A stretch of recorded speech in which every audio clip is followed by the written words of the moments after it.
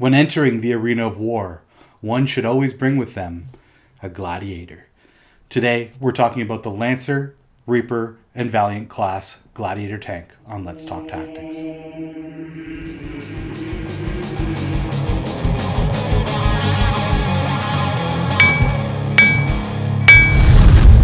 Anvil of War! Let's talk tactics! Hey guys, and welcome back to Anvil of War Gaming. Today we're discussing the Gladiator class tank for Warhammer 40,000's Space Marines, specifically in 9th edition. Before we get into the video, just want to do a quick reminder. If you haven't already, hit that subscribe button, support the channel, let us know that you're enjoying our content, and we'll continue to make more. Also, if you are enjoying our content and you want to support the channel in another way, there's a link in the video description below to our sponsors' web stores. Check out Red Dragon online, and they've got tons of Warhammer 40k stuff in stock. Always great gentlemen to support, and we really appreciate the help that they've given us. So, support your local gaming stores, guys, especially during COVID times. A lot of people are, a lot of small businesses are really taking the brunt of this. So we really want to see everybody kind of come together as a community and support those small stores. So with that out of the way, I do want to get into this awesome Warhammer 40k tank. Now, I was resistant pre-Primaris, the Primaris wave that first landed for the Space Marines. It was a little weird to me. I understood that it was kind of like a way for them to sort of bring the scale up for Space Marines without kind of rendering all of our older Space Marines obsolete. And I've slowly kind of succumbed to it. Now I'm fully on the bandwagon for Primaris Marines.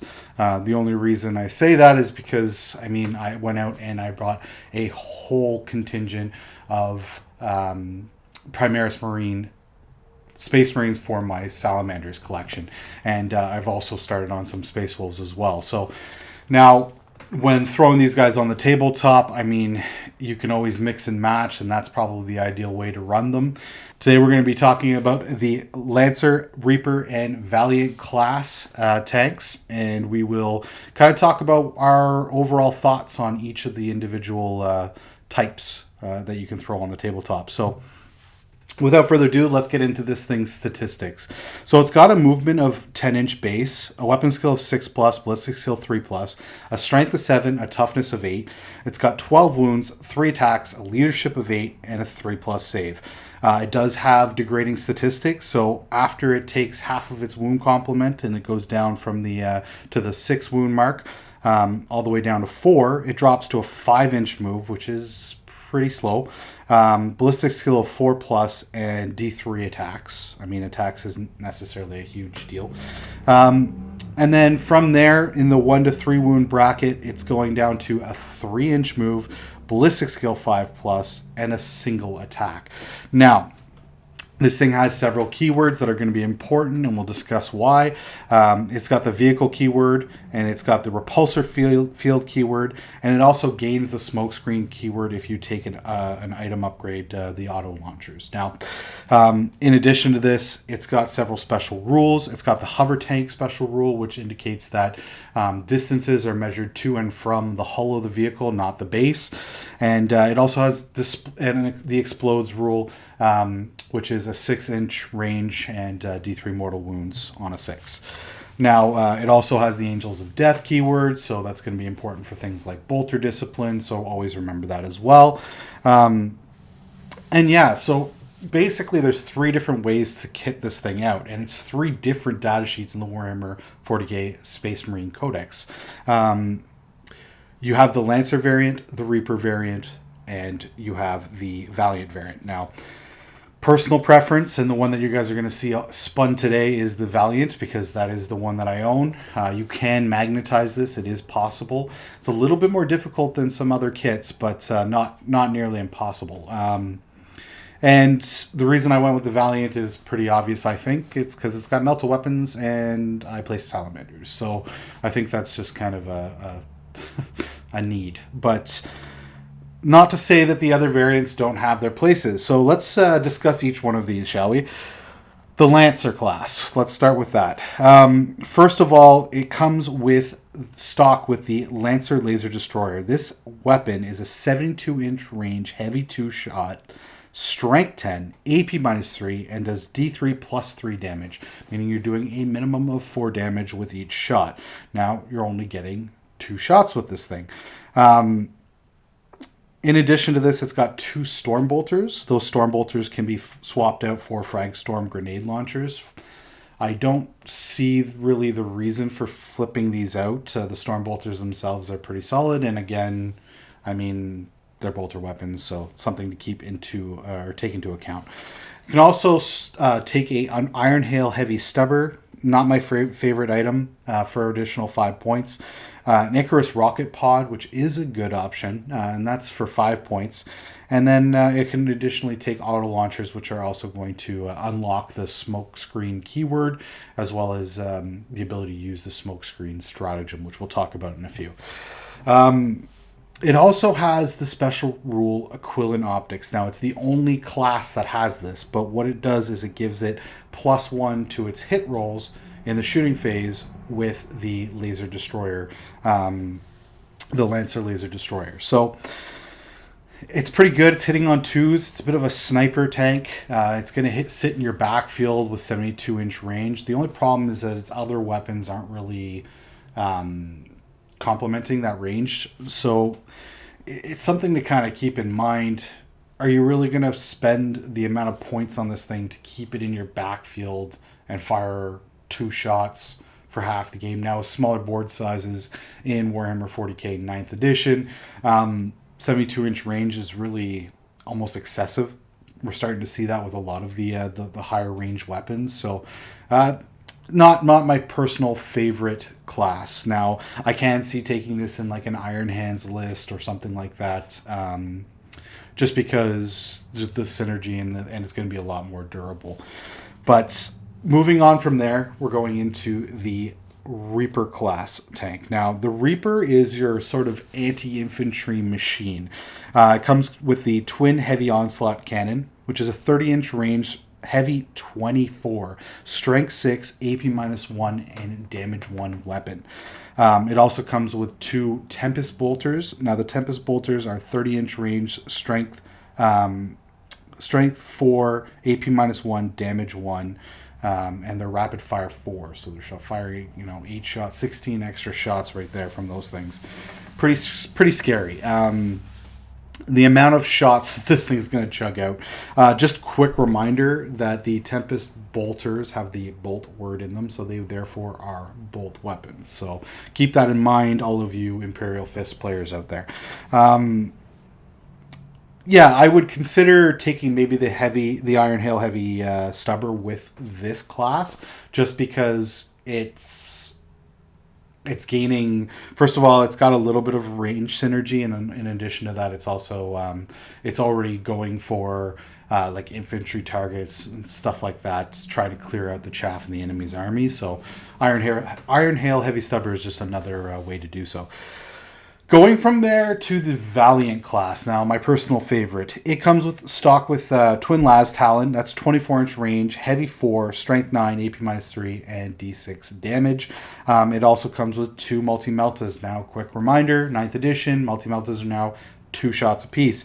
So this thing is going to be chugging out 4 shots, heavy shots, at strength 8, AP -4, D6 damage, and if they're within half range, it goes up to the D6 plus 2 damage. So with a 10-inch move, 24-inch range on the multi-meltas and on the Las Talon, you can see this thing having a 32-inch threat range with its 10-inch move in the first turn.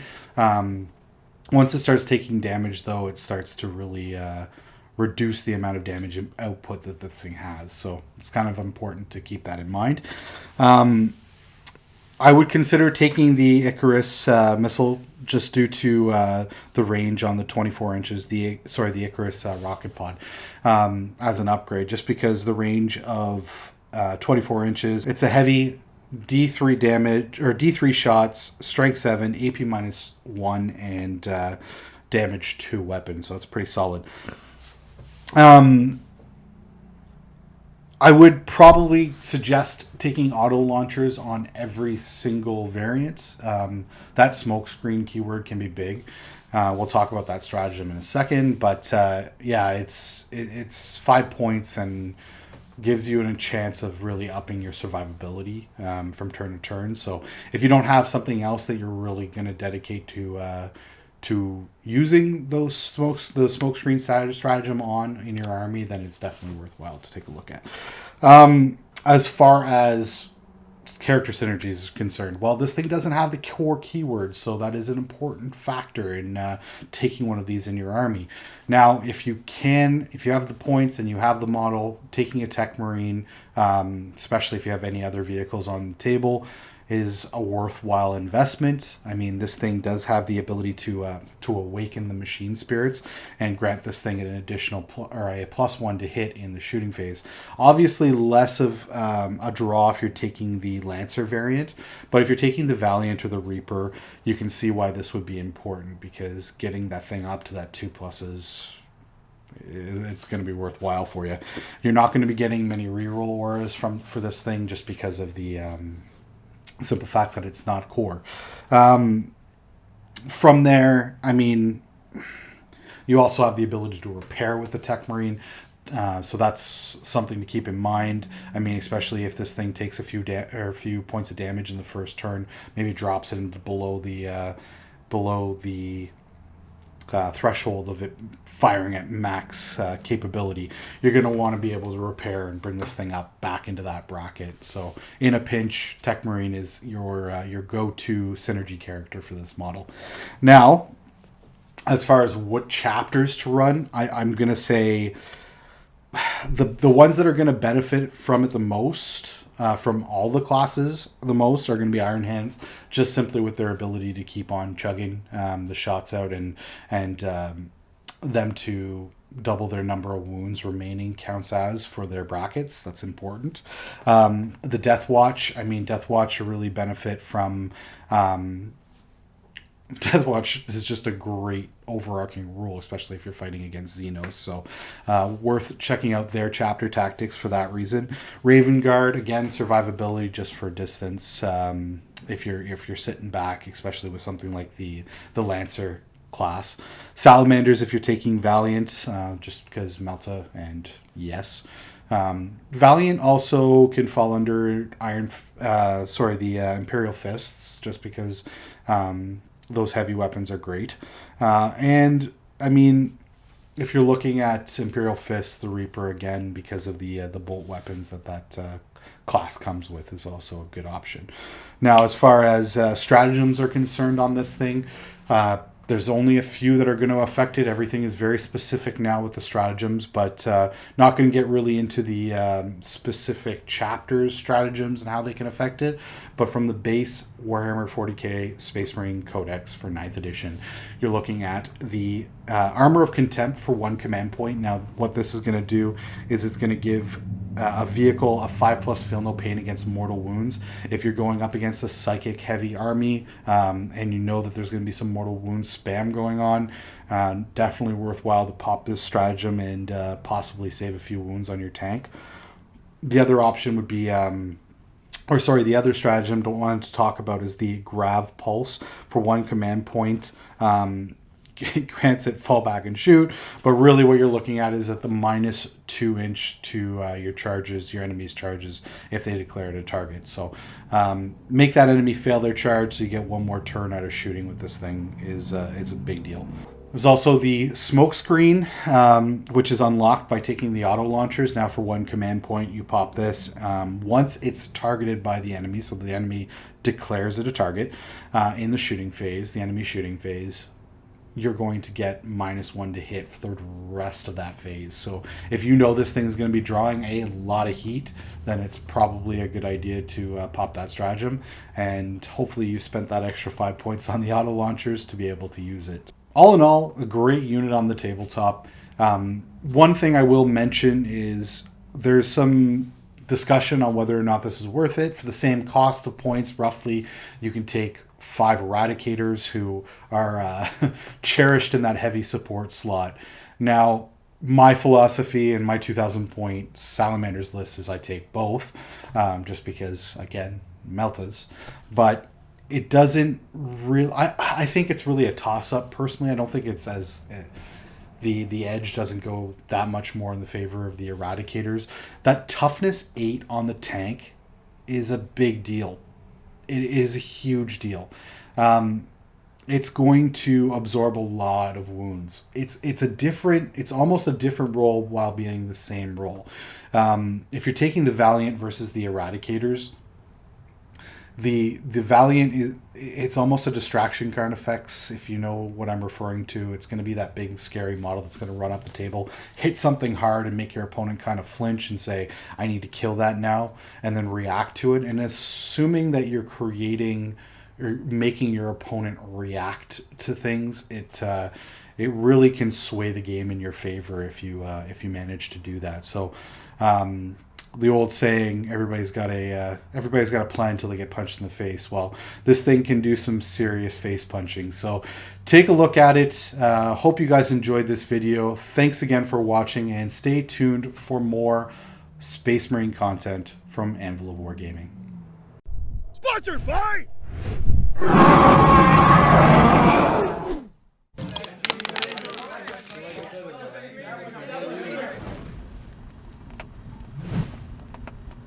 Thanks for watching Anvil of War Gaming. We hope you enjoyed today's video. If you want to check out some more of our content, there's video links below, on the side, wherever. We're going to cover all 3 variants, the Reaper, Lancer, and... I literally did that 6 times, and you're not going to see it because I deleted the video and